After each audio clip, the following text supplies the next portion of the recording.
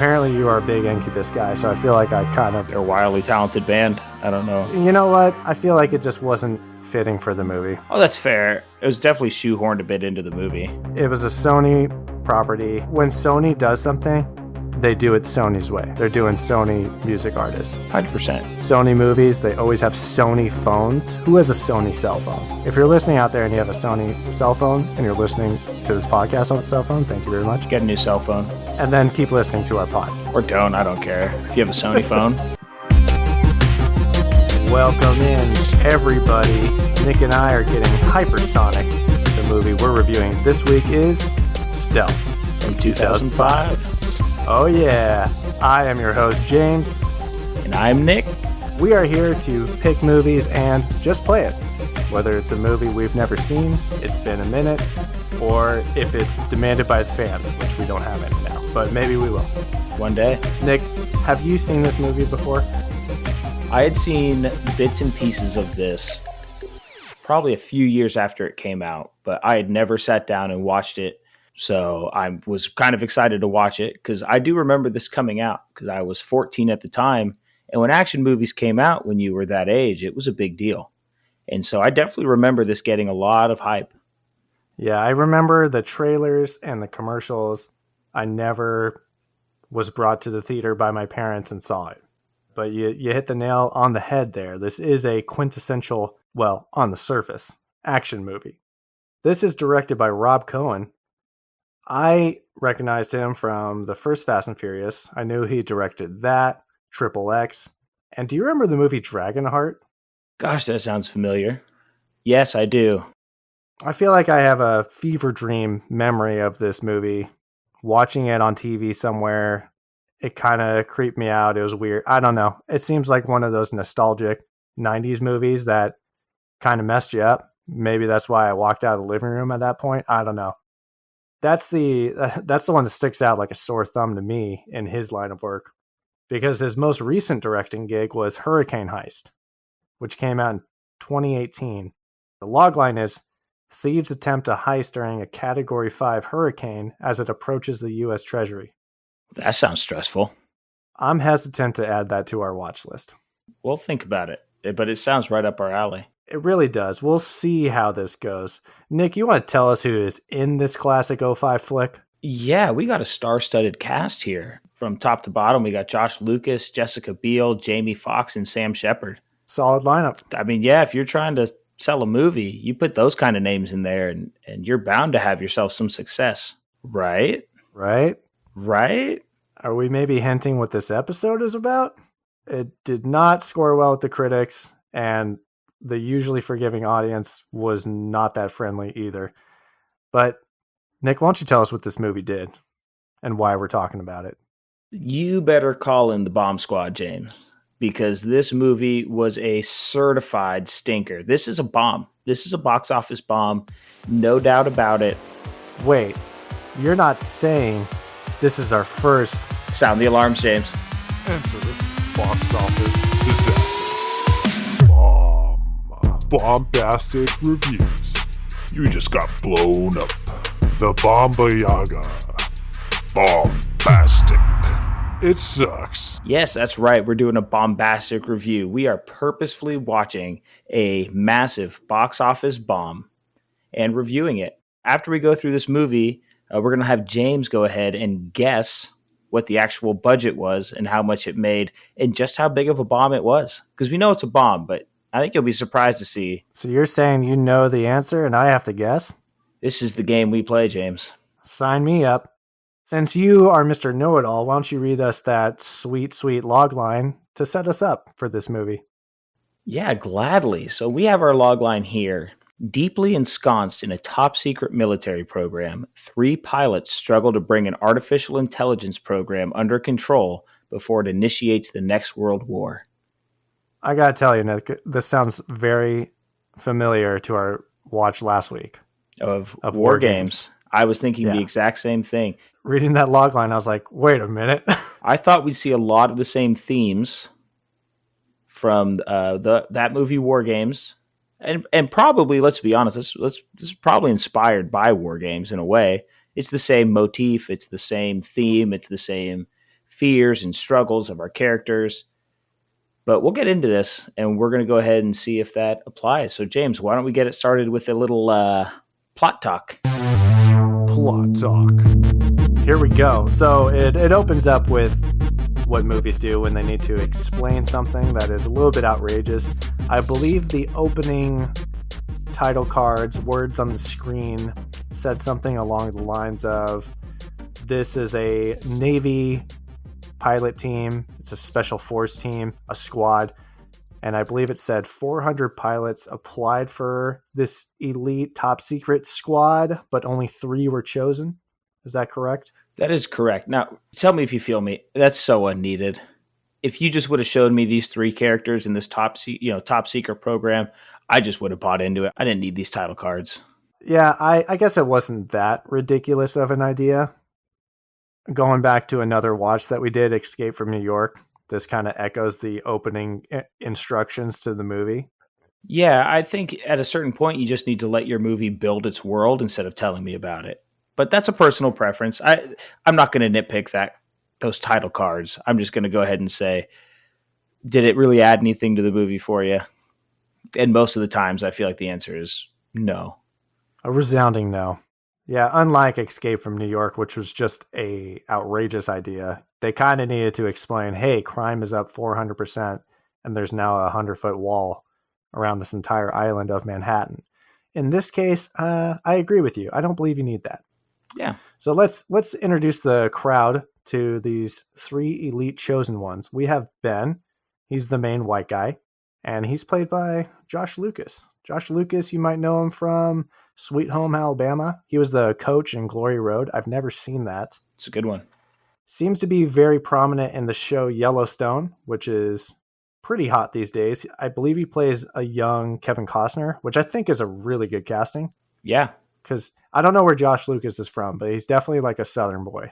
Yes. Did you get any Chris Evans vibes from him? I got big Chris Evans vibes from him. Now that you say that, kind of.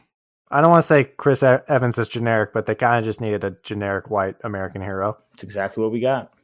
Next up, we got Kara. She's the tomboy, you wife the hell up girl in the group, who's played by Jessica Biel. Jessica Biel recently turned up in Hulu's Candy, Texas Chainsaw Massacre. I totally forgot she was in that. Oh, yeah. And the Nicolas Cage banger, Next. Henry is the third pilot. He's the black guy in the group with the sassy one-liners. Kind of what we talked about this. I think we both have a lot to say about Jamie Foxx's character. And this is like a guy that needs no introduction. I don't need to list the movies he's in. By far the most successful actor in this movie. Oh, I don't know. Jessica Biel's had a wildly successful career, especially when you consider. I mean, she was on 10 Years of Seventh Heaven, which was a massive show. Just for his longevity of career, Jessica Biel's done great. Also in the revamped A-Team. It's nothing to scoff at what Jessica Biel has done. I just don't really see her in a lot of movies. I'm just saying Jamie Foxx is relevant consistently in movies and shows. Oh, yeah. And he's the new BetMGM spokesperson. Yeah, I see him on commercials all over the place. Billboards, the whole deal. I love Jamie Foxx. Jamie Foxx is having a moment in 2005. He's coming off Ray. Yes, he just is. Won Best Actor.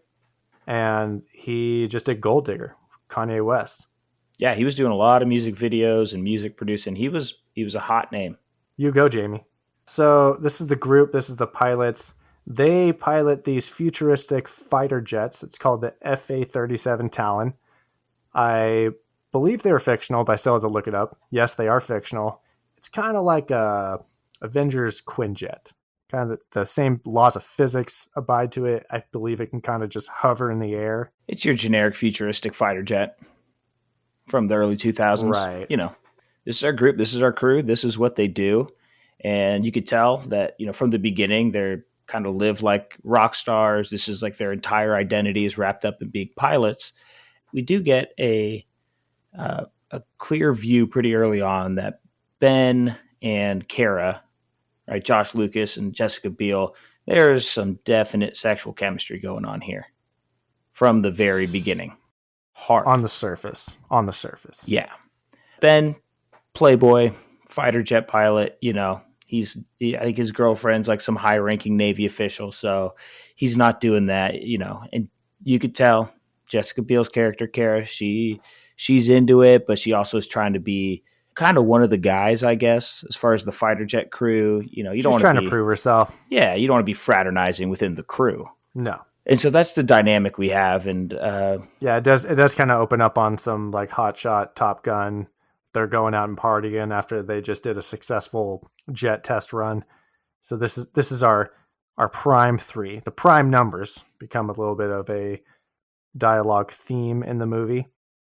And basically this is where the captain comes in and says, "Hey, we're going to get a fourth pilot in this crew." I just want to point something out. Their call signs are Talon, their jets are Talon. I thought, oh, Talon, like an eagle. The eagles have 3 talons. yeah, But they have 4. There's that back one. So I kind of thought, I was like, oh, was that like a planned symbolism there? Like the 3 talons are the 3 pilots, and then that back one is that 4th pilot that would come in, and they kind of like separate themselves. I don't know. I think you're giving him a lot of credit, but I think it's a cool after the fact thing. Maybe it's just the film student in me, Maybe talons are just cool. Talons are sick, and so are eagles. The captain is Captain Cummings. He's played by Sam Shepard, and I gotta be honest, I don't really know a whole lot about this actor. I see he's done quite a bit of stuff. Unfortunately, he passed away. Really, but he plays the boss. Yeah, the name sounds really familiar, and his face looked familiar, and for some reason, I just couldn't put my finger on it. But Black Hawk Down. Okay. That's where I most remember him from. So anyway, we get introduced to this new pilot. This new jet comes in. Super badass looking. Yeah, just it looks like it's just a little cooler than their jets, right? And turns out it's not a new pilot, quote unquote, at all. This is a classified unmanned combat air vehicle, a UCAV, and its name is Eddie, for Extreme Deep Invader. Yeah, I've done some extreme deep invading in my days. Am I right? They nickname it Eddie. This is kind of cheesy. Why is this a badass pilot coming in by himself with no traffic control, no flashlights, no nothing? I'm like, this is irresponsible. But then it clicked. Now, Nick, I have a question. Going into this movie that you kind of seen before, even back then, did you know what the movie was about? Yes, I knew it was about a rogue unmanned aircraft. Okay. Because I'll tell you what, when we pick movies and put it on our watch list, I try to avoid anything about it and just kind of watch it fresh. I didn't know what this movie was going to be about. I just thought it was going to be an Air Force fighter jet movie, like a Top war Gun conflict kind of thing. As soon as this UCAF comes in, I'm like, oh, okay, I understand where this movie's going. Yeah. I know exactly what's going to happen. I know exactly what's going to go wrong. I know what the conflicts are going to be. We're doing an artificial intelligence movie. Yes, we are. And we actually get a little bit of insight into that because at one point, Captain Cummings says, yeah, this Eddie can fly himself. And immediately Ben replies, you mean itself? It's a machine, not a person, right? And now we're like, oh, here we go. We're setting up that Ben does not trust this machine. And Captain Cummings treats it as his own pilot. And so here we kind of have our conflict. Almost like his own son. He loves this jet. He does. And then we get a killer montage that dates itself because we get Cable Car by The Fray. I don't know. Is that soft? I feel like we both kind of love that song. I mean, if you like music, you song. know it goes hard. So it's not soft. I don't think it's soft. No, not at all. Everyone is listening to their own jams, studying in their rooms, and immediately you're like, wow, this soundtrack is so 2000s. There's a lot of Incubus in this movie, and I can respect it. I'm a big Incubus fan. Oh, are you? Okay. Oh yeah, big time. Okay. I don't want to upset you with my opinions later, but yeah, a lot of Incubus. And Incubus is owned by Epic Records at this point, which is owned by Columbia Records, which is owned by Sony. It's all Sony. That's why they're in this movie prominently. Makes sense. Good business decision. We call that vertical integration. And music becomes a thing with Eddie. He seems to, I guess, enjoy it because he plays it He to does. himself. Yeah. Giving him a little personality. Big incubus guy, you and Eddie. So at this point, our crew is reading up on Eddie. They have their own personal laptops with all this information on Eddie, and they're researching it. They're trying to figure out all that it can do. And all of a sudden, we basically are going to go ahead and go out on a test fly with Eddie. Yeah. Now, Yeah. learning about something and then flying with it 12 hours later seems wildly irresponsible. These people should have at least a few weeks to learn about this machine. That will be a theme in this movie, Nick. Oh, the lack of oversight and process in this movie, we'll get there. Horrendous.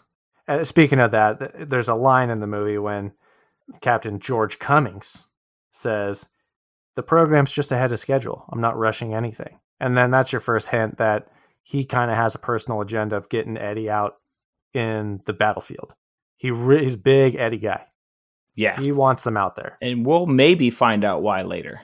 So they go out on a test run, and they're learning in real life scenarios and flight simulation in the air. They're learning what Eddie can do.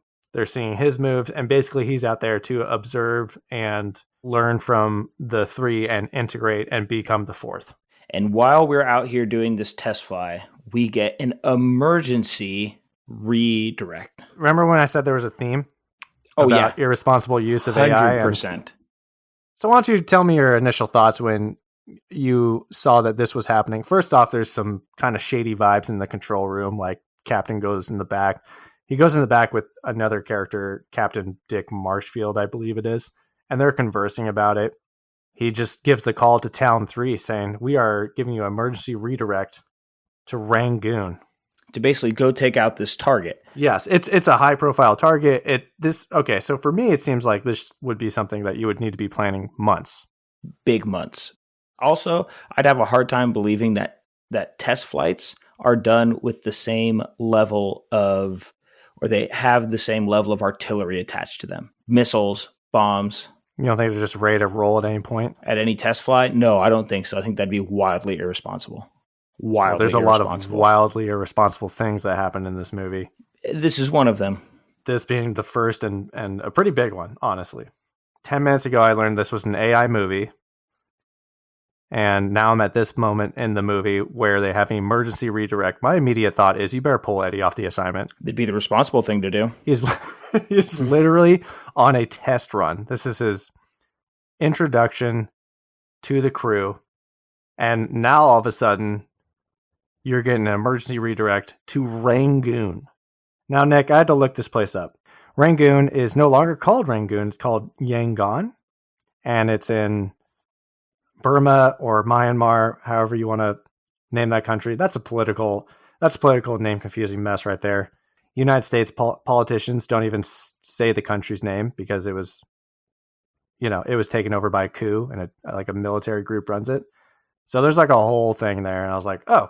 And it's interesting because in the movie, I believe they say Myanmar, but the U.S. will not say that in official statements.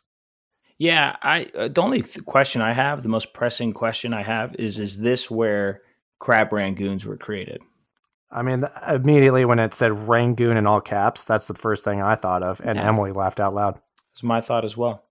So essentially what we do is we have these targets, and they want Eddie to go ahead and take these targets out because he's so precise. He has not been tested. But Ben says, fuck it, I'm going to do it. I'm a person. People can do this better than machines. If he reaches certain velocity, he might pass out. There's like a 15% chance. And he basically says, don't tell me the odds, and goes down and does this anyway. He dives bombs this building. He then drops a bomb, shoots it directly down through the middle of the building, blowing up the building, and then passes out, comes to, and flies away like maybe 50 feet above the streets. Zooming. My question for this was, after that, I watched a whole building collapse on a city block. And then they say, and not just, the building wasn't on a corner. It was sandwiched between two other buildings. Smack dab in the middle of Rangoon. and they go collateral damage assessment. And one of the people in the control room goes 0. I'm like, you cannot tell me that I just watched an entire city block explode and crumble to the ground and there was zero collateral damage. That's just what the government wants you to believe, man. Yeah. Now, the important thing about this part is ready? Eddie's learning everything. So right immediately in my head, I go, Eddie just learned disobedience. Right before this, when they are waiting to hear if Eddie will be dispatched to this mission, of course, one-sided Captain Cummings says Eddie will observe your attack plan. So right as Ben goes rogue, I thought, problem. And then we actually have a shot. We hang on Eddie for a second. It kind of has a ominous musical tone, and you're thinking, oh no, irresponsible casualties, risk assessment on the fly. They're just making a lot of big decisions in the moment. When we plan to take out terrorists in the United States, it's months long of intel gathering and planning. There isn't just fire a bomb into this building. Like, oh, I'm out. I might as well go get that thing at the store. Flying around your test run, why don't you go take out this entire block? Then we fly back to the aircraft carrier, and as we're flying back, it was a clear day the entire time. All of a sudden, we're caught in the biggest rain and lightning storm you've ever seen. It's a very convenient lightning storm that was not predicted. There was nothing about this that was happening. If maybe before the test flight, they said, be back by this time because there's a storm coming, and then they forced them to be out later than they had to by going to hit that target, and then they got caught in a lightning storm on the way back, that would be good. But this was just so random. So they just get struck by lightning. Ben does, and so does Eddie. And there's a CGI shot of like a DNA strand breaking apart. And I thought, is this supposed to be Eddie's DNA? Is this Ben's DNA breaking apart? Is it being transferred to Eddie? Because they both got struck. So I didn't know if that was significant. If there is, they didn't make it clear at all that there's no Ben DNA. There's no part of Ben that transferred to Eddie. Only just him observing his plan of attack. Yeah. I'm sure no scientific facts were checked in the making of this movie. None. Kind of got to give that benefit of the doubt for most action movies. You just kind of got to throw science out the window to a certain extent. This is where we are brought back to the aircraft carrier. The AI tech, Tim, who we've met earlier before, he's trying to diagnose Eddie because he was struck by lightning. He wants to make sure he's all good. He's checking him out. Basically, he says to Ben that Eddie is designed to evolve and it's going to be unpredictable. And Ben says, do you have confidence in this thing? And there's the longest pause of silence. Yeah. So this is at the 35-minute mark. I say shut it down. I say shut it down. Shut it the fuck down. My favorite part about this scene was that when they went to talk about this machine, they went behind this like white curtain as if it was reading its lips or something and it can't still hear them. Actually, now you say that, I believe in, what's that movie, 2001: A Space Odyssey? Yeah. That AI thing reads lips. So maybe that was a nod to that. It seemed wildly unnecessary. That's all I know. It's like, why are you going behind this white sheet? Or you were working on it. Just like turn it off if you want to talk about it. Yeah. So right at the 35-minute mark, I'm like, shut it down. Right as Tim is going behind the curtain, I'm like, shut it down. Turn it off. Yeah. Tim, by the way, he's played by Eben Moss-Backrack. I'm hoping that pronunciation is correct. I'm only going off a movie phone interview from 2012. Anyway, he's from the show Girls. Most recently, the show The Bear on FX. I hear that's pretty good. Is that the one where he gets a deli? His like dad's deli? It's the guy from Shameless, one of the main kids. He's like the main character in The Bear. It's a guy that looks like Gene Wilder. Yeah, 100%. But Eben is a different character in that show. Right, yeah. And most recently, I recognized him from Star Wars Andor, which was great. Mm-hmm. And he did such a good job. So, you know what? Maybe he's the most successful actor. I don't know. Probably not. But he's doing some good stuff. There's a scene where Ben comes into Captain Cummings' office, and this is where we kind of get a sense that he's a dirtbag. He says, like, you want a cigar? He's like, no, I'm okay. And he says, rolled on the legs of mulatto women. So I didn't know what the hell this meant. I had to look this up. I learned a phrase I'm never going to use. Apparently, it's just an offensive way to say African European mix. Yeah, kind of like mulatto's like a very light chocolate, so it's like a very light-skinned person. Yeah, so your boy be a misogynist. Oh yeah, 100%. It's where we kind of get a hint where he's not really the best guy. Then saying like, hey, this thing needs more trials. I'm like, yes, thank you. The captain, again, this is the second sign that, hey, maybe it's not ahead of schedule. He is rushing the project. My question is, why wouldn't you test the AI before you even put it into a death machine? That is a big question I had. I thought, hey, going back to war games, it's a computer, it can simulate stuff. Given it the benefit of the doubt of being in the 80s and people don't understand computers, I can see where a couple wires got crossed. In 2005, let alone this is supposed to take place in the near future, I think people would have a pretty good grasp on computers and how to shut it down and doing some extensive R&D on those things. Not in this movie. No, they were just like, hey, stick it right in a jet and let it fly. Give it access to all of these things. Put it in a mobile death machine. And then we're off to Thailand. We see Ben and Kara pretty much falling for each other at a waterfall. Super corny montage at the waterfall. There's no dialogue. It's just music. He's taking pictures of her. Cornball. Yeah. There's a couple of Michael Bay shots in here. Little butt shots, Yeah. A couple butt shots of Jessica Biel's behind. Yeah, again, this was her coming out of seventh heaven, my more innocent person, and she's like, I'm a woman. And Rob Cohen wanted to make sure the audience knew that. Yeah, she was looking good. Good on Jessica Biel. No, she's amazing. And by the way, I love how in movies they pick the most attractive woman at the time, and the main character's like, I'm gonna go get this side chick. It's like, dude, you got Jessica Biel across the table from you. Who clearly wants you. Who clearly wants you, is clearly super cool and qualified, certified badass, and you're going for this floozy at the bar. Ben. I don't know. So they're at dinner, Kara and Ben, and Kara basically says, I love you to him. And Ben basically, after having a talk with Henry basically says, hey, your girlfriend right now is the head scientist at the Navy. You're on a great career track. Don't get involved with one of the team members. Wait, he has a girlfriend? Basically, like he's seeing somebody. Like you're seeing. Oh, I totally missed that. Yeah, it's kind of like implied. It's not relevant. It's not like they're seriously dating. It's just like, oh, like you have this girl on the hook. Why would you go after Kara?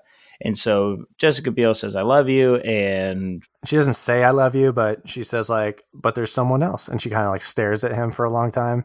And then you're like, oh, she loves him. And then he's going off Henry's advice of staying away for the sake of her career. And then they get an emergency call. They got to go back to duty. They got to go back to the aircraft carrier. At this point, I said there was no reason for them to go to Thailand. Everything that happened in Thailand could have happened on the ship. I mean, we're talking about a bomb. We had to show Jamie Foxx trying to pick up a Thai girl. So random. And be really, really cringy about it. Very cringy about it. Also, did Jessica Biel, when they were at dinner, was she blonde for like 2 scenes? I didn't pick that up. I thought I could have. Maybe I'll take the your lighting, word for it. But she just, her hair like got wavy instead of like the normal straight Jessica Biel hair. And I swear it started to look blonde. That's what happens in Thailand. Bangkok has her now. So we're back to reality here, and it's on with Eddie. Colonel Cummings fires Tim. The tech. Yeah, he's basically saying like Eddie's going into the field now. Like nobody can tell me otherwise. He is straight up forcing him into the field. This is where you're like, okay, maybe Captain Cummings is not the good guy. And now we go on a mission to destroy like a weapons cache in Tajikistan. The 3 members of the Talon Squad, the human members, say that the risk for casualty is way too high. We have to abort this mission. If we strike this, there'll be nuclear dust, nuclear particles that are going to go to this other village, and the casualties are going to be astronomical. And they say, we have to pull back. Give me your best estimate on collaterals. Maybe 500 to 1,000. Radioactive dust is going to rain all over the place. This has now reached surface wind is due south at 40 miles per. At that rate, nuclear debris will reach Pakistan by tomorrow. 1 to control. As commander in the field, I'm exercising attack abort authority. Collateral both at primary and allied state of Pakistan will be too high. Basically, Eddie says, no, this is the mission, and I'm going to do it. Negative, Talon 1. Tin Man will not abort. Tin Man will prosecute. He cranks up the incubus and goes in. That's an abort, EDI. Repeat, return to formation. Return to formation, EDI. That's an order. Yeah, and just starts going ham. Just starts ripping bombs at this weapon cache.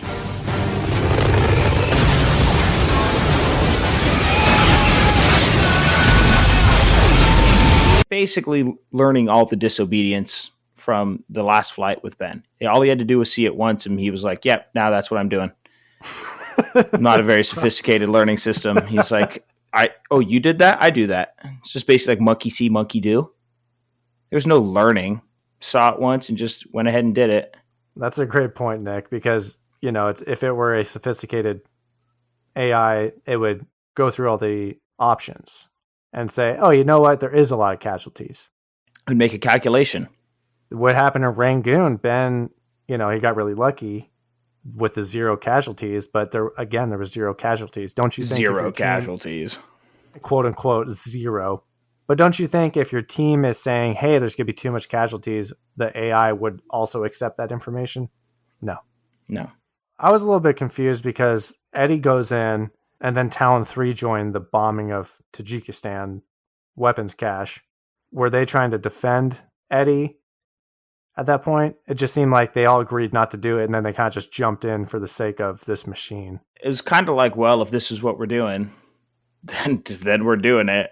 Well, I guess he went in already. We might as well finish the job. And then things go so south so fast. Hella fast. So bad. Because all of a sudden, the colonel says, get the plane back. But Eddie is like, nah, man. Like, I have targets in my database, and I'm just going to go murder them all right now. And so they go and chase him down. And they're going to try and reason with him. Henry is following him and then tries to shoot him down eventually when he can't reason with an AI. He's like, I'm going to reason with him. It's like, if this thing had reason, it wasn't going to go destroy that weapons cache, then go try to murder everything. But okay. He follows too closely, and then Henry crashes into a cliff or like a mountainside and dies. It looks like we both have points to bring up here. Yeah, I have a big point to bring up Me here. too. Probably the similar point. Yeah, I don't know why you cast Jamie Foxx for this role. I think is my biggest point. We're talking about a movie that bombed at the box office. I'm going to assume that most of your budget was actors. Why would you cast Jamie Foxx coming off of Ray, right? He is in high demand right now. He is a movie star. And you cast him to be just the dude who bangs a Thai woman and then crashes into a mountain and dies? You could have cast somebody for $500,000 to play his role. Yeah, first off, the character of Henry is not great because he literally plays the trope of the black guy who says funny stuff, and the only thing of value he adds is advice to Ben about not going after Kara, and that's like the only kind of influence he has on the plot. Otherwise, he's just the third guy, and he dies halfway through the movie. He dies way too quick. Yeah, and I will say, I forgot this. For some reason, I thought Jamie Foxx makes it all the way to the end, but at no point was his character developed. Through. When he dies, it doesn't even really matter in the movie. Like, he wasn't bringing anything to the table. And first off, it just seems like if he's like one of the top 3 out of the 400, out of the thousands, this is a rookie mistake. This does not seem like a way he would go. It seems like Eddie should have been the one to like kill one of the team members. I feel like that's the only way they're going to go down because they're apparently such great pilots. But then Jamie Foxx as Henry makes a fatal mistake and crashes into a mountain. Just seems kind of cheap, you know? It's like, I didn't think the character was great. You're bringing in Jamie Foxx and you kill him off way too early. And it seems like Ben and Kara don't really care. I mean, they kind of look down, a little sad, but I'd be devastated. Yeah, the whole thing is weird. Again, I don't know why you cast a dynamic actor like Jamie Foxx, then have him die at this point in the movie. I'm trying to look up what he was doing at that time, so take it with a grain of salt. Ray did come out the previous year. The Oscars came out in the springtime, so maybe when they were shooting this movie, they didn't know he was going to be held in such high regard. But still, you know, he was doing all. He's a top billed name. He was in Any Given Sunday. He's a guy. He's the guy. Yeah. He's Jamie. Who doesn't love Jamie? So basically now we just have Rogue Eddie. Yeah, Rogue Eddie is flying off, and Captain Douche is like, "Give me back my plane," like a little child who lost his toy. And what did you think of this line when basically he's talking to other captain, Dick Marshfield, and he's like, "Oh, what are we gonna say about Tajikistan?" And he says, "I'll just say an enemy tripped on a warhead." This guy's shady as hell. Yeah, at this point, if you weren't sure how shady he was, you just got really clued in how bad he is. He progressively got worse at a astronomical rate. Ben tells Kara to go back to the ship, and he's going to go chase down Eddie by himself. This is where we're talking about the music. Eddie's playing music as he is approaching this fuel floating vessel in the sky, to which Emily popped up and said, "There's a big floating fuel blimp." And I was a little confused with this. I know fighter jets do refuel on the go with large cargo planes. I've never seen something that floats in the air like a giant mechanical blimp. I don't see why you couldn't, but I don't know. It wasn't a hot air balloon. It was like a metal cage floating blimp. I wouldn't be surprised if the military had something like that. I mean, I guess you can chalk it up to this is the near future and accept it. But, at this point, I'm not really digging the decision making by the characters and the plot. So I'm just going to nitpick this. But I guess I should save that for the nitpick section. Kara, her plane got, I think, hit in that Tajikistan altercation, and she needs to return to the ship. But her plane is going south hard and fast. And I don't mean south directionally, because she is way off course. Yes. We're kind of all over the place in this movie, geographically, because Henry dies around Tajikistan, right? Mm-hmm. And Ben is on his way to Russia, correct? Correct. And Kara is supposed to be going back to the ship, which is in the Philippine Sea, right? Correct. These are all 1,000+ mile trips from one another. Kara has to eject out of her plane. Mm-hmm. First off, she's ejected at 35,000 feet, which is dead. That is negative 60 degrees Fahrenheit. That's frostbite. That's hypoxia. That's hypothermia. That's dead. The plane blows up, and she starts free falling because, correct me if I'm wrong, I believe her reasoning for pulling her chute so late was that she didn't want the plane to catch up with her as it was falling out of the sky. Yes. Wouldn't the plane keep going? You're shaking your head, but I need audio. I know. I'm trying to think. I'm trying to wrap my head around the reasoning for that. It started just taking a nosedive after she ejected herself. I'm under the plane! Oh Christ, here it comes! It's gonna catch me! It's gonna burn up my chute! I've got to pop closer to Earth! Yeah, I would think you'd want to pull the chute sooner rather than later to let the gravity take the jet all the way down faster than you, instead of you falling at the same speed as the jet. Also, the jet randomly explodes. I don't know why it exploded. There's burning debris everywhere! It's all over the sky! Funny you say that because Kara is free falling over North Korea. Can you say worst possible scenario? A very convenient thing to happen. 2,000 miles from Tajikistan to the sea, 1,300 miles from North Korea to the sea, 2,500 miles from Thailand to Tajikistan. I don't know where we're supposed to be. Like, Ben's going to Russia. What's happening? It seems like, at the very least, Kara should have been flying over China. Like, that's a beeline from where they were to where the ship is. But instead, she takes a right angle approach and goes directly east to eject over North Korea. She pulls her chute. Burning debris goes through the chute. She's quote to say, "There's burning debris. It's raining all around me. My chute is on fire. It's on fire. There's burning debris! It's raining all around me! My chute is on fire! It is on fire! I'm coming in way too fast! It is chaotic. This is the worst scenario. Absolute worst. My nightmare.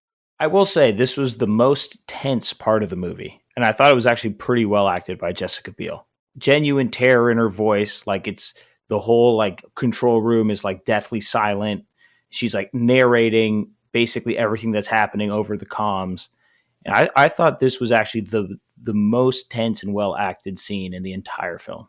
I won't disagree with that. I don't have an opinion on the best acted scene, but I would definitely put that up there. The parachute burns up. She free falls from, I don't know, what do you say, 500 feet maybe? Oh, she is crashing towards the earth, towards some trees.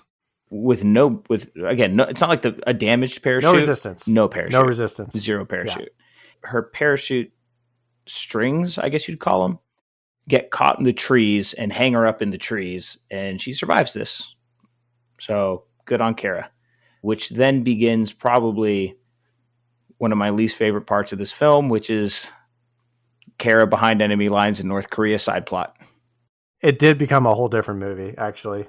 While that's happening, we have Eddie refueling himself, and he shoots off the hose and just forces his fuel line in there. It's pretty graphic. This is where I kind of got some weird Jaws. This scene where Eddie's like stalking Ben through the smoke of fuel, like the fuel smoke green cloud. Because fuel's just spraying everywhere. And it's bright green, so you know it's there. Eddie's just not rogue. He's malicious at this point. So he's acting like Bruce the shark from the movie Jaws, just kind of taunting his prey. So I thought, that's kind of weird. You guys were just on the same side. I know you don't agree, and Henry is trying to reason with you, but he became a broken weapon of mass destruction. Yeah, he went from, I'm going to go eliminate all these targets on my list, to now I'm going to turn around and try and kill Ben. I don't know when that happened. I don't know Eddie's motivations the entire film. The whole thing's confusing to me. Apparently, he accessed a top secret plan called Caviar Sweep. Now, I had to look this up after the fact. Did you pick up on what Caviar Sweep was? No. Okay, so basically it's just attack the Russians. Cool. So that's what Caviar Sweep is. All of a sudden, they just kind of mention in the control room, Captain Dick Marshfield says, hey, now I got planes heading to Russia. What the hell's going on? But it's not planes going to Russia, it's one jet. So this is where I would just say, like, hey, call Russia and say, sorry, we have a rogue jet coming your way. You can shoot it down. Yeah. It's just one jet going into that big ass country, going to go wage war. I mean, who do you think's going to win? I'm Team USA all the way, obviously, but I'm just saying one jet versus an entire country's military. Super jet. It is a super jet. It's a super problem. It also has just like a set number of, they talked about it in the movie, he has a set number of missiles and artillery. It's like he can potentially kill up to 120,000 people, which is a lot. But after that, worst case scenario of this film was a rogue jet kills 120,000 people, big tragedy, and then it has to come back somewhere and get more ammo, and then you shut it down.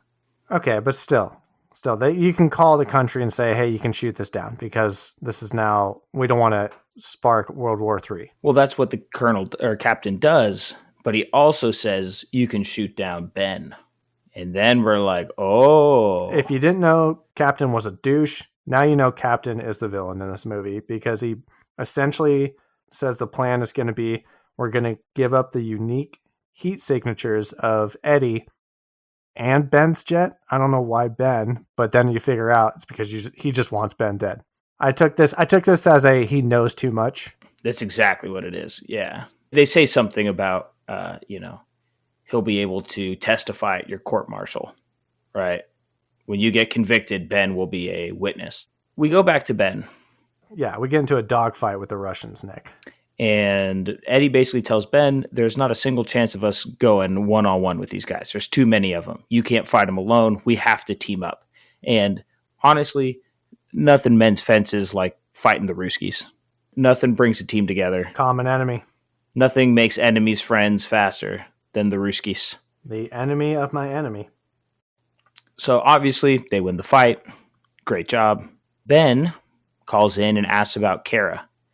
And the colonel just lies about her because he doesn't care about any of his pilots. He is a straight menace. He is. At this point, I look and I go, this is the point where the machine becomes human and the human becomes the machine. I think you're giving them too much thematic credit. Oh, I don't think they planned it, but that's the moment, whether they planned it or not. It was an accident, but that's what Yeah, happens. because, well, yeah, Eddie essentially, he gets nicked in the fight and has no choice but to go with Ben for his own survival because he can't land behind enemy lines. And He's not allowed to get caught. That's part of his mission. now he's got morals and limits. Now he's going to listen to protocols. Now he's going to think logically. We cut over to our side plot, and there's this small village in North Korea that Kara stumbles upon, and she scares a little girl who screams, and then North Korean soldiers are just descending on this little mountain town. This looked like a village of maybe 50 people. They definitely wanted to live off the grid. It did not look like they had electricity going. This just seemed like a remote village, just living peacefully. But you know what? An American soldier lands behind enemy lines, and North Korean soldiers immediately dispatched to this tiny, remote, isolated village. So, yeah, she's in North Korea. Eddie and Ben, they get directions to go to Alaska by Captain Cummings. There's like an off the grid base there. My question would be like, why do I have to go to some off the grid base? You'll learn that it's not actually a legit base. Oh, I know. Trust me, I know. So we land in Alaska. Eddie's getting loaded up onto a carrier of some sort. Time to shut it down. This again, I said, hey, shut it down. Time to shut it down.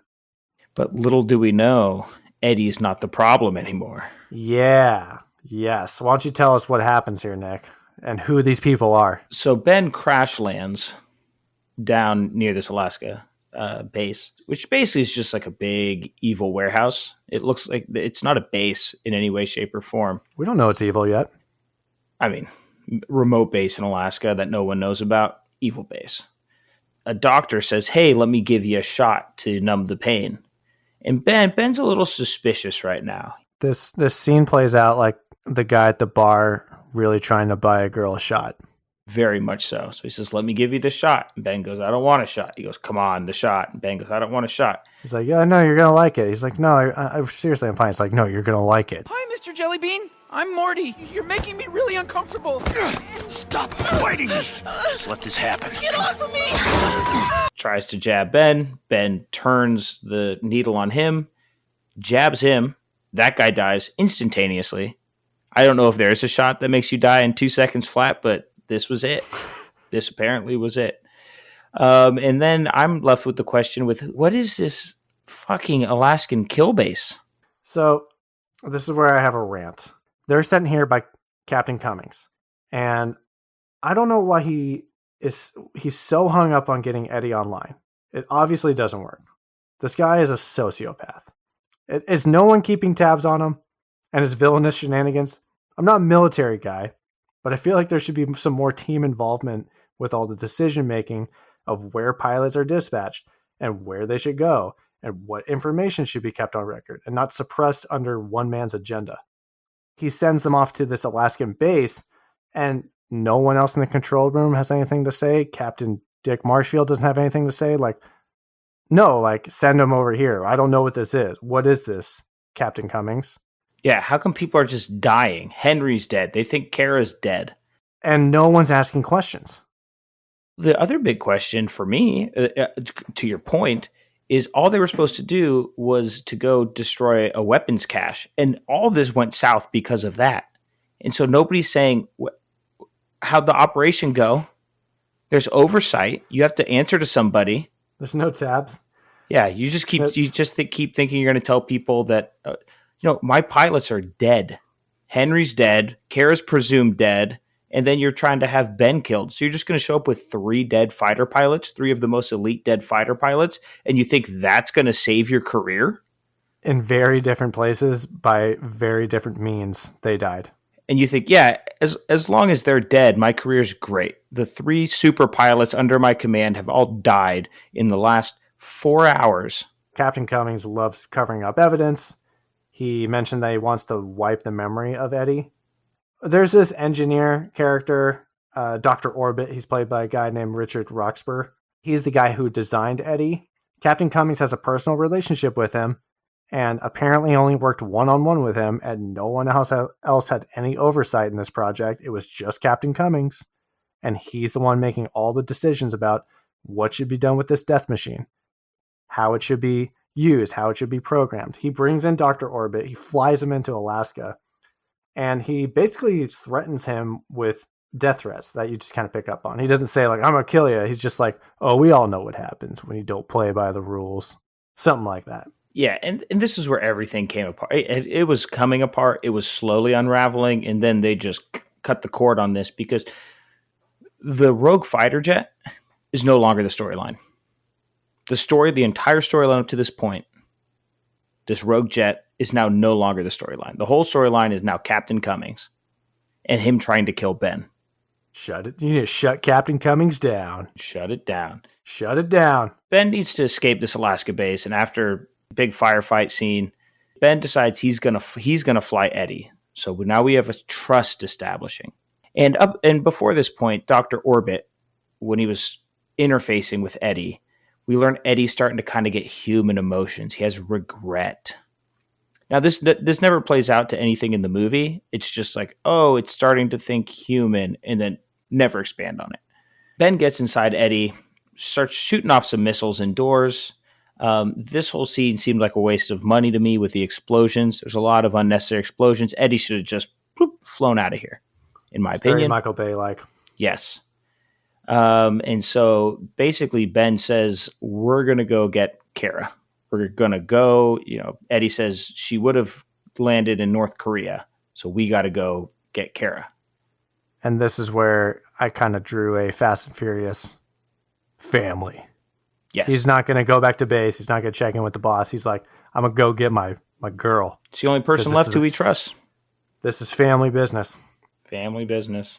At the hour 40-minute mark, finally, someone makes a sensible call. Captain Dick Marshfield, who's played by Joe Morton. You may recognize him as he's the reason Skynet was a thing in Terminator 2.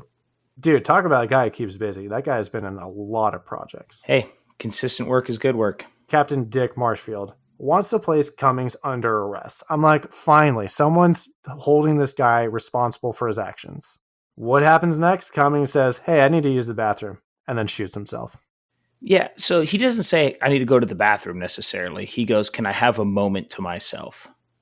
And we all know that means you need to take a shit. But you never let an evil man who just committed multiple war crimes and attempted murder and assassination to have a moment to himself. You arrest him on the spot. Also with a gun. Yes, you'll have plenty of moments to yourself when you're rotting in prison, you psychopath. What if that guy would have grabbed a gun and tried to shoot you and go out guns ablazing? No, you go in there, you have him arrested and taken away. You don't give an evil person a moment to themselves. Sure. I owe you this much, you war criminal. Yeah, you know what? You deserve it. Meanwhile, back in North Korea, on our favorite side story of this movie, Kara has been taking on the entire North Korean military with this one SMG she's had this entire time. And seemingly with endless ammo. 35 rounds of ammunition in that. And that's an extended mag. Like that's. And I'm sure you can probably use that in about 3 sprays if you're using them sparingly. She does a lot of spraying and is wildly accurate while not aiming with this submachine gun. Adding to the Kara legend. Ben and Eddie actually share a moment while they're flying in. Ben's on the phone, I think, with Captain Cummings earlier before he kills himself. He was asking where Kara is, and I don't know. And then Eddie basically hangs up on the captain. And Ben goes, you just hang up on him? And Eddie goes, he had nothing more to say. And you're like, whoa, they're bros. Yeah, that was cool, Eddie. So Kara gets really close to the border, to the demilitarized zone. And she gets spotted. And the North Koreans just start lighting her up. Obviously survives, because these are just terrible shots. And Ben and Eddie, without knowing that she's even there at the border, at that demilitarized zone, you can kind of guess. Maybe I'll give them the benefit of the doubt because they're shooting, they're firing a lot of bullets, but they come in and just light it up like a fucking firework. I mean, they take out almost everybody. Earlier in the movie, we know that Eddie can basically find heat signatures and know how many enemies there are and civilians there are. Oh, yeah. So he now can't do this. He now can't do this to find Kara. That's fine. Yeah, because there's a shot where he zooms in and identifies all these high-profile terrorists in the Rangoon scene. Yep, and can't do that for Kara. And so they light it up, and then finally they go, oh, there she is. I mean, she could have been 100 miles away. Kara, what are you doing over there? And they just went in and just absolutely obliterated. Then there's one North Korean soldier who is still alive. It's a person it's a soldier who Kara shot in the leg earlier. It's the one they decided to single out for a certain reason. I don't know if they just want to like embody the idea of North Korea in one character, but he's featured a lot. He has like a personal vendetta against Kara in this side story. Like Peter Griffin and the chicken. So he tries to shoot her, he misses, and then Ben comes in with I guess like a grenade launcher. If you're familiar with Call of Duty, it's a noob tube, and basically just blasts him off the wall. Yeah, I was wondering if that was a grenade launcher because this dude gets fucking smoked with that thing. That was another one of those just unnecessary things in this movie where like he survived, he fired one shot, missed, and then got blown back. It was just like one more stunt for Michael Bay to have. Rob Cohen. Sorry, Rob Cohen to have. Sorry, it's a very Michael Bay-ish thing.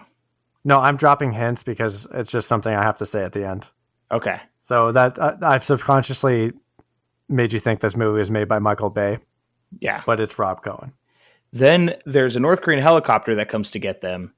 And when all hope is lost, Eddie starts firing off bullets to distract it. And then he lifts up and instead of shooting the helicopter, flies right into it. They all explode. This is apparently his redemption arc, I guess. I don't know why he didn't just shoot the helicopter. He was all about preserving his own survival and himself. And now in his final moments, he's just like, I'm going to ram through this helicopter. Yeah, but we saw him have a heart-to-heart with Ben earlier. Yeah, like he's down to go get Kara, and he hung up on the captain for Ben's sake, and he's all on team Ben up until this point. He also said he lost his ability to go into stealth. That's not how stealth works. We can get into that a little bit later. There's no stealth mode. You don't get to go into stealth mode. But at no point, unless you have some sort of like fictional cloaking device, which at no point was explained. So I don't know. No. So no. I'm not defending it. I'm saying like, if there was a stealth mode in movies, it's if they could magically turn invisible. Yeah, but like Wonder Woman's jet. So then we have Henry's funeral. No tear was shed. I'd forgotten about Henry because he died an hour ago. Yeah, just put a little bow on it or something. No, I don't really feel anything. You guys killed him off too early. No one had any emotional reaction. I didn't care for Henry. So there's that. And then finally at the end of the movie, Kara says, just say you love me. Well, first of all, that wraps up plot talk. Going off that final moment, I didn't get any chemistry between those two characters. I wasn't invested in the relationship. It all seemed on the surface. I didn't care. No. And I'm going to get more into that. I don't know if that's a nitpick, but I'll tell you my biggest nitpick, Nick. Let's get into nitpicks. Nitpicks. Well, actually, first off, a tiny one. Who is Ray? Okay, so Ray was this politician that Captain Cummings called as he committed suicide, and he left a message of the sound of the gun. He also showed up earlier in the movie. When you mentioned, hey, why is no one from Washington checking in? It seemed like this was the only sign of that, but it wasn't on the record. This was obviously shady person to shady person private phone calls about shady business. Yeah, I guess he was maybe the person who should have, quote unquote, should have bared most of the blame and let all this slide and get out of hand, but just seemed maybe like a cheap little jab at politicians. It made no difference to the story at all. No, there was no introduction, there was no follow-up, and we only saw Ray when it was a Captain Cummings scene. And I was confused as to what position he is in politics. I didn't quite understand it. It just seemed like if you can have any remote motivation of what Captain Cummings is doing, you could maybe say it's coming from this Ray character who's pressuring him. But we don't know who Ray is, so we don't. I don't know. Who is that? My biggest nitpick, however, hit me, is the control room. The control room, Nick. These guys are the biggest weenies in the movie. They are played by a group of extras, which, hey, good for you. I'm not knocking the real people playing these guys, but boy, howdy, does this control room not have a backbone. they are listening to Captain Cummings' war crimes, his lies, and no one's stepping up and saying anything. They're just letting it happen. Ben says, "Where's Kara?" And Captain Cummings goes, She's on approach." And then the guy turns around in his chair, and the other one kind of looks at him like, "Oh, that's not true." It's like, say something. Yeah. Like, call this guy out. Hold your superiors accountable. Defund Captain Cummings. If he's going to kill Ben for what he knows, all these control room people are next. They were all witness. Yeah, they are accomplices now. Yeah, they're either accomplices or witnesses. One of the two, but they'll flip on you. They clearly don't have a spine. In an instant. Yeah. In some movies, sometimes that one extra that gets a speaking part, and they say, "No, that's not right." And either they get made an example of and shot and killed, or they actually make a difference. This control room, bunch of weenies. You're right. It would have been better if one of them stood up and said, this isn't right. And then if Captain Cummings would have made a threat or would have actually like punched him in the face, and then they at least have some plausible deniability of I feared for my life. That's why I didn't do anything. But they seem pretty complicit. Okay. Pretty damn complicit. This will be good on my resume. Yeah, so I wasn't a fan of them. My biggest nitpick for movies like this, when you're world building, you need to abide by the world that you have built. For example, the first strike in Rangoon. If you have an unmanned AI fighter jet, you have self-guided missiles. The fact that a pilot has to dive bomb to 50 feet above a building to fire a missile into it isn't correct. Eddie not being able to detect Kara in North Korea. You have an AI, but you don't have a kill switch in it. But the whole movie was just everything was so convenient. Okay, the AI was becoming kind of human. And the only time we saw that was when he flew into a North Korean helicopter. There was no redemption or story arc there. It was just, he has regret, but never says he's sorry, never learns a lesson, just kind of changes. I don't know. It was just weird. It's like, you got to abide by the rules you create in your world. And it was just, everything was so convenient to be set up. You're creating these weird rules and constraints in this world you've built, and it just doesn't fly for me. It's just weird. That's my biggest nitpick. I hate when movies do that. The title of this movie is called Stealth, which I don't believe is fitting. I don't know if you felt the same. You kind of were hinting at it during our plot talk about stealth mode and how none of this movie was stealth at all. There's dogfights, there's missiles. Quick little summary about stealth planes. We all know the SR-71, which stands for Strategic Reconnaissance. This is that Cold War era spy plane by Lockheed. This thing is not fitted with weapons. Its job is to snap photos and not be detected and look super cool while doing it. If a missile's coming at you, you know what its evasive plan is? Outrun the missile. Dude, those things are fast. It has a top speed of 2,200 miles per hour. Coast to coast time, United States, 64 minutes. Its operation kind of got a little defunct because as satellites and drones were getting a little bit more sophisticated cameras, they were more cost efficient for the spy game, they kind of retired the SR-71. But back in its heyday, that would be the spy plane, the stealth plane. Go in, get intel, dip out. And then they'd send in the fighter jets. At no point I thought this movie had any remote stealth qualities to their war strategies. Fun fact, you probably know this. Do you know what makes a stealth plane a stealth plane? The shape, I think it's so thin it can't get picked up by radar. It has no right angles. Oh, okay. Because radars have to bounce off right angles. That's why all the angles are very... Yes, they're super pointy and super sick looking. And that's why you can't turn on a stealth mode or turn off a stealth mode. You either design to be stealth to enemy radar, or you're not. Yeah, you're designed to go fast, or you're designed to fight. Exactly. And so when they're... And looking at the planes, there were right angles on that plane. One thing I will bring up, I will give a little bit of credit to this movie because, Nick, we are in some exciting times because the SR-72, son of Blackbird, is currently in the research and development phase, and it's intended to be an unmanned aerial vehicle capable of Mach 6, which is considered hypersonic, speed with strikeability. This thing's going to be fitted with weapons and go that fast.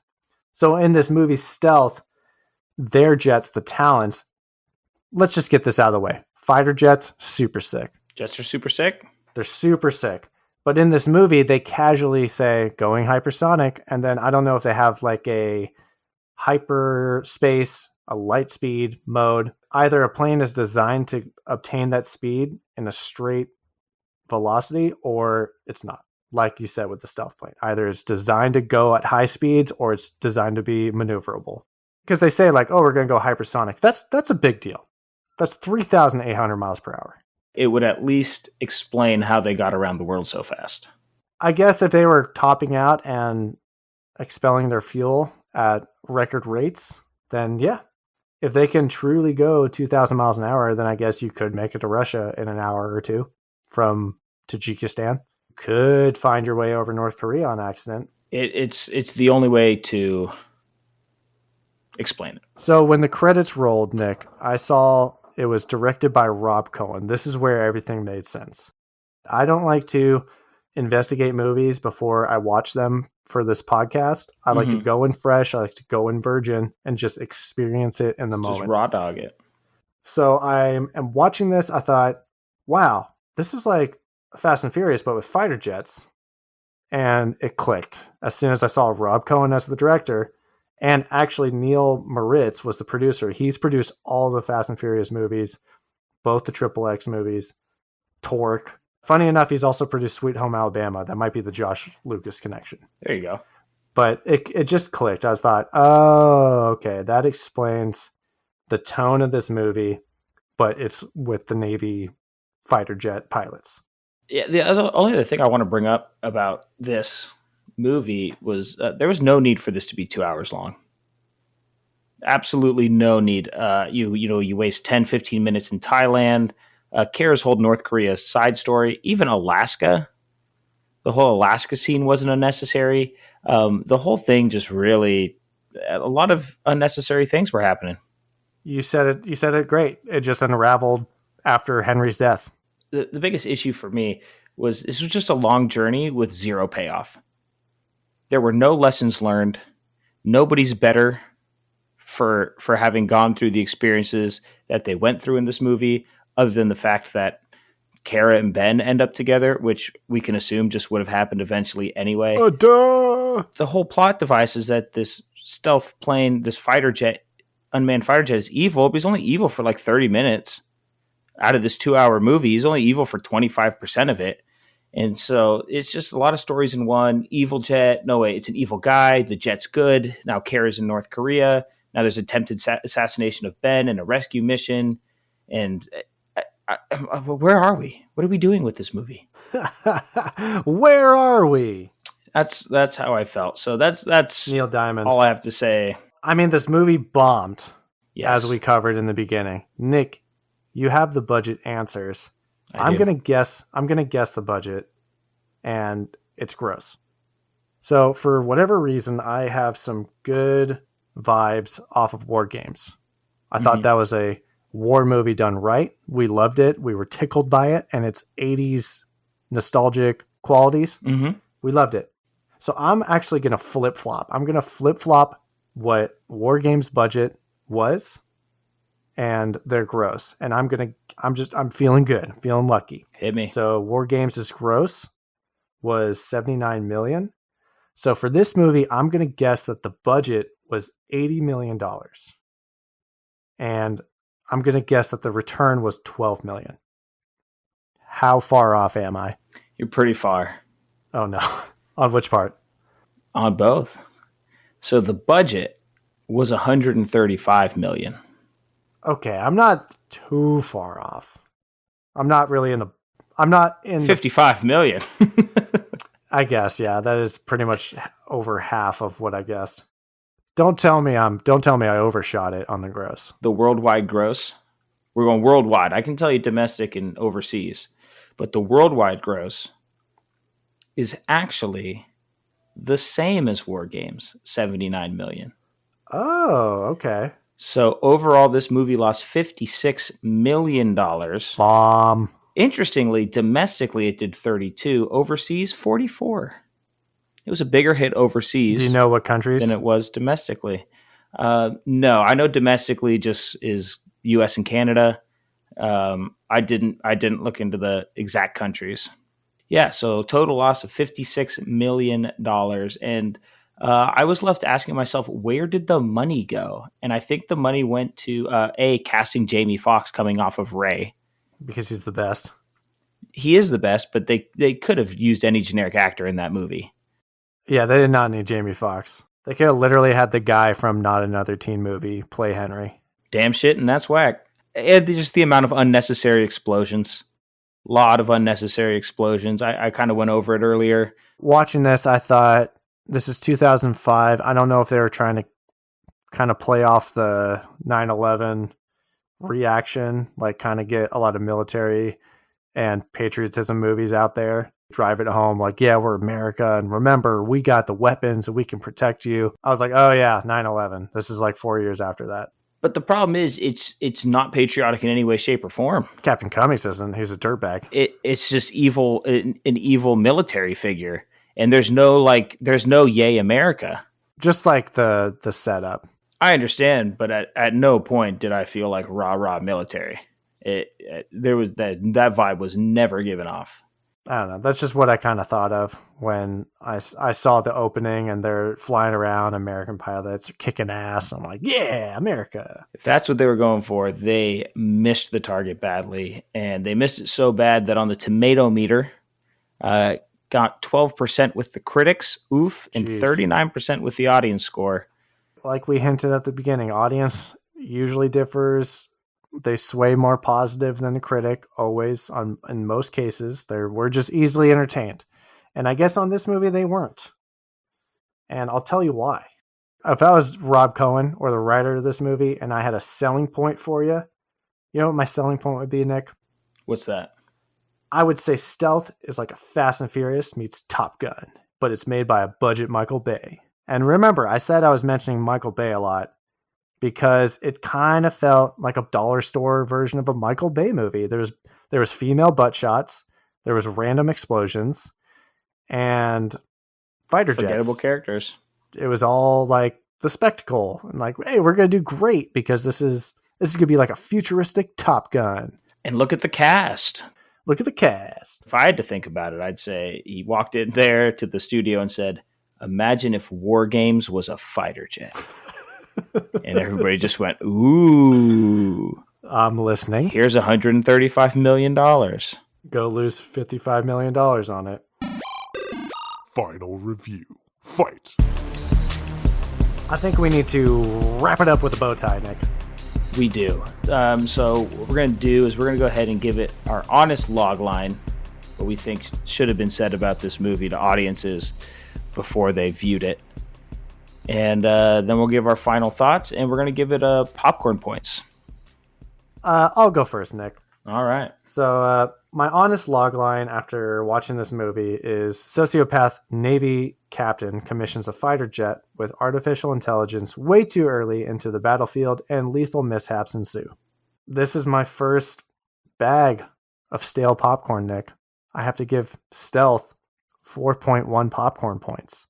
Obviously, we need to look at these movies before we add them to our list, but I don't want to memorize it. I don't want to know about the audience, the critic score. We want to have our own unique view on these movies, have our own opinion, but I did land pretty close to the audience score with a 4.1. This is my first stale corn. This is stale corn. It is stale corn. That's exactly what it is. My reason for that is just Cummings was just like an evil, one-dimensional villain. I never understood his motive. He really just wanted this expensive plane out there that apparently he was the only one involved with the funding and the building and the commissioning of. I'm pretty sure he denied a promotion from Ray, the shady politician. I think the politician was like, oh, you could be general or something. It's obviously not like a promotion that's his motive. I just think he's like bloodthirsty or something, because if he's not in it for himself and getting more money or getting a promotion at work, I don't know what he's in it for. Cummings offs himself, and he gets off way too easy. Yeah. There's all this buildup about how he's a villain. He's making all these poor decisions, and he gets off easy. The shady politician Ray, never hear from him. He gets off easy. There's no justice. There's no justice served for either of these guys. So I was saying, it's a long journey with no payoff. Jamie Foxx dies way too early. Henry is top of the class. I don't think he'd go out like that. And I don't really need action movies to be scientifically accurate, but at least try. At least tickle me. You know the new Top Gun Maverick? Have you seen it? Yes.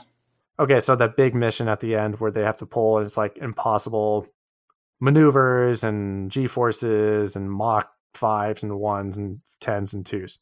So, shocker, it's not scientifically accurate, but I don't care. At least they make it pretend like it is. They sell it like they it is. went the extra mile of actually having aerial experts and ex-military people on set.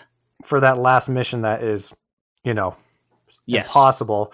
They toy with the laws of physics. That's what we need. You need to walk that line and walk it well. Otherwise, you're going to end up like Stealth. Or be all the way one way or all the way the other way. I don't care if it's not believable, but don't lead me to believing everything's believable and then go off the rails, right? Right. And like I said, I didn't care about Ben and Kara and their relationship. Acting wasn't horrible. And honestly, the CGI was pretty good for 2005. CGI was decent. I thought it was pretty good. Like I said, I'm not a fan of the soundtrack. It had an interesting premise. But I think at the end of the day, it's just a try-hard spectacle movie with not a lot of character substance. And that's why it deserves 4.1 popcorn points from Jaboy. I can dig it. So my log line's a little long, but stick with me here. When an unmanned stealth jet goes rogue, it must be stopped, but then not stopped because it is good, or at least maybe neutral. And then the guy who is trying to take out the jet has to avoid assassination attempt by his commanding officer and then save his girlfriend stranded in North Korea. Is that a run-on sentence? Because this was a run-on movie. I'm just going to go right into my popcorn point. I gave it a 2.7. Ooh! That is popcorn machine is out of order. It's just an empty bag. And the reason I give it an empty bag is this. What are things you want in your movie? You want character development. You want fluidity and continuity in your storyline. You want things to make sense. You want to care about the people in the movie.